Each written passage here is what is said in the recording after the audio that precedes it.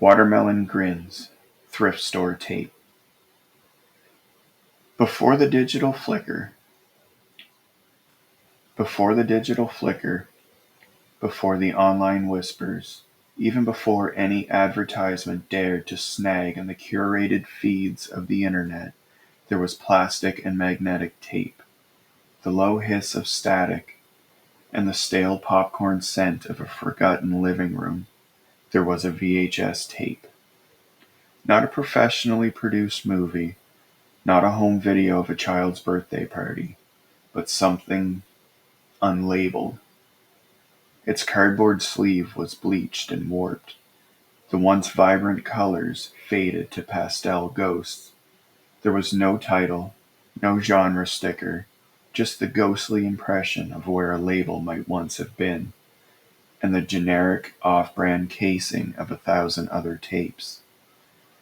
It sat in a dusty bin at the back of a thrift store, amidst a chaotic jumble of forgotten media, scratched CDs, warped vinyl, and stacks of video cassettes destined for landfill oblivion.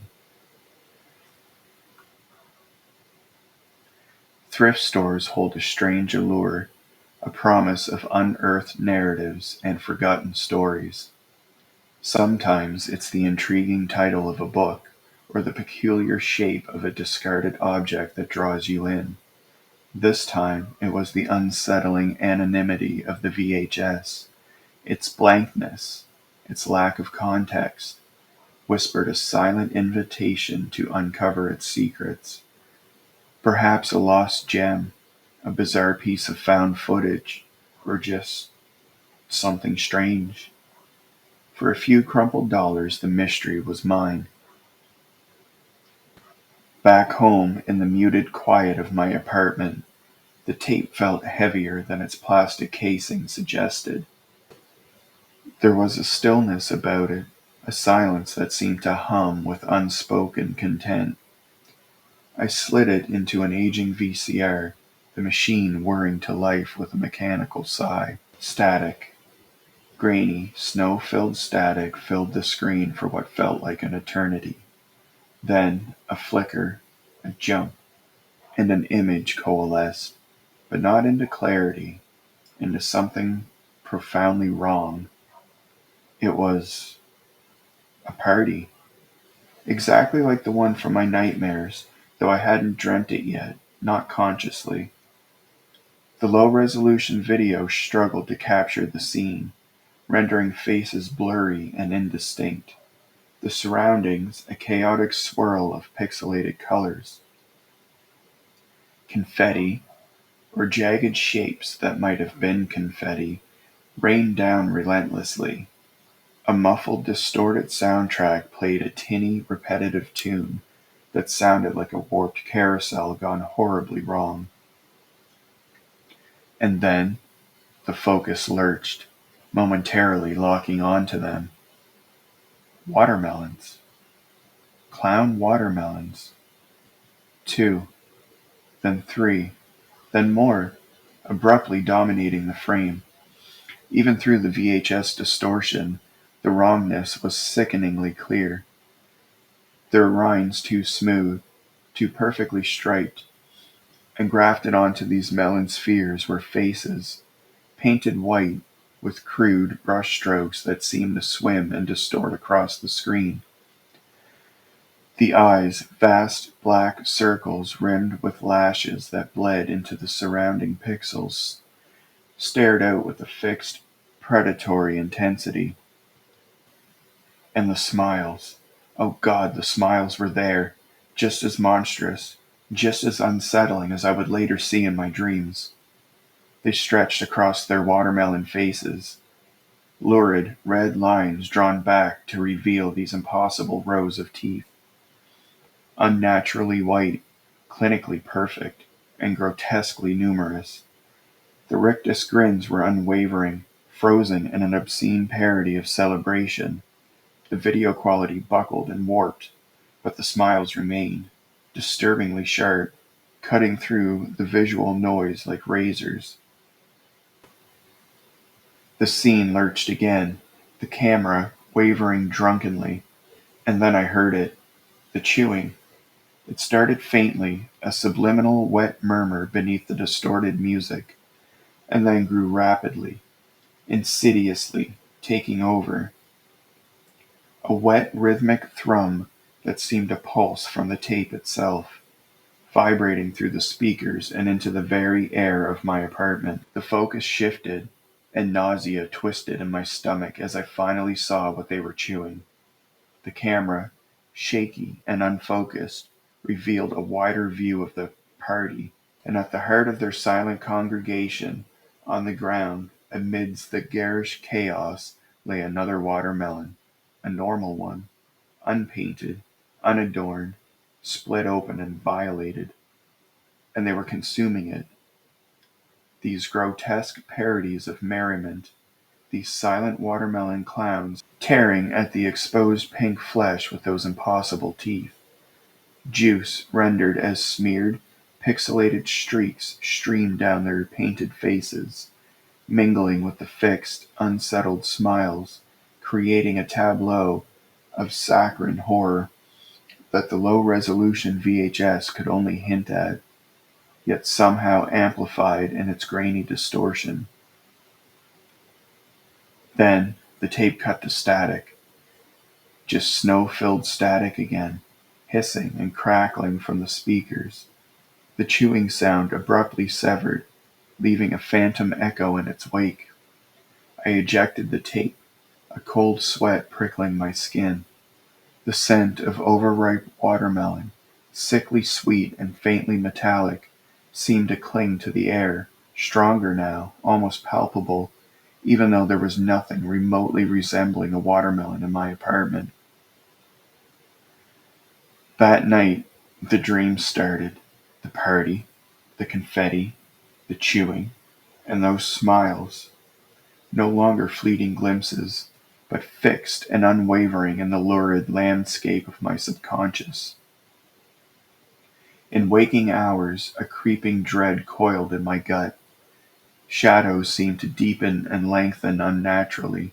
Corners of rooms held a new, unsettling weight, and just at the edge of my vision, in the fleeting transition between perception and cognition, I would swear I saw it. That smile, a flicker, a phantom, gone before I could truly register its presence. The VHS tape sat untouched on my shelf, a cursed object, a thrift store transgression I couldn't bring myself to discard. Years passed, life became increasingly digital, and the memory of the tape, though deeply unsettling, began to recede into the background hum of my daily life. Until the flicker returned, not on a dusty VCR screen, but on the pristine displays of the digital world. Glimpses in online images, whispers in forums, shared nightmares spreading across the web. The seedling smile, they called it, unaware of its true analog origins, unaware that its seed was not digital code, but magnetic tape and flickering cathode rays. Seeking answers, seeking connection, seeking some sliver of understanding of the unsettling power of this video, I did something irrevocably foolish. I digitized it. Using scavenged cables and archaic software, I painstakingly captured frames, creating a jerky, low-resolution digital file, a ghost of a ghost. I uploaded a short, distorted clip, the heart of the horror, the watermelon clowns at their obscene feast, to a fledgling online forum, a digital backwater dedicated to the strange, the unexplained, the unsettling artifacts of the analog world. I thought I was containing it, cataloging it, perhaps even diluting its power by sharing it, thinking that others might recognize it, explain it, or at least share the weight of its disturbing reality. I was wrong, utterly, catastrophically wrong. The online whispers started almost immediately. Fleeting glimpses, flickers on screens, Shared nightmares exploding across the digital landscape. The, ste- the seedling smile, they called it, unknowingly amplifying its reach, its terror, its viral hunger. The VHS tape remains on my shelf, a silent plastic vector of something undeniably viral, something that has bled from the magnetic tape into the boundless circuits of the digital age. And sometimes, late at night, when the silence in my apartment becomes thick and heavy, I can almost hear it.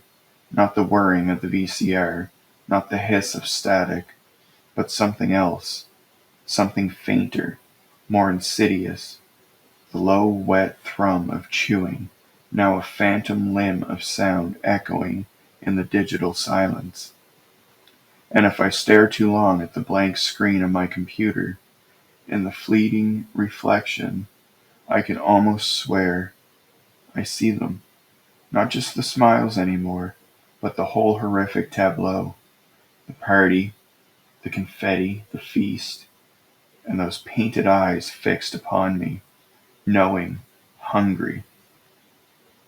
Because some smiles, once taped, become prophecies, and some hungers, once unleashed, are destined to consume, to replicate, to spread that obscene feast across every screen, every mind, every reality they can touch.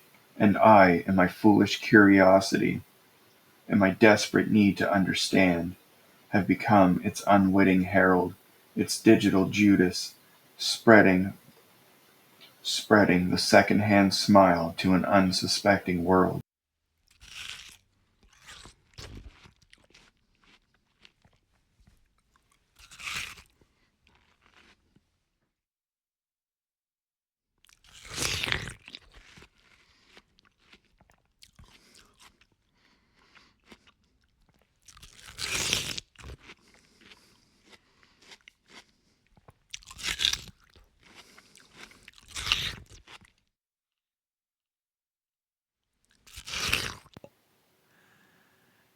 So tell us in the comments, what do you think they're really feasting on? Is it just a watermelon?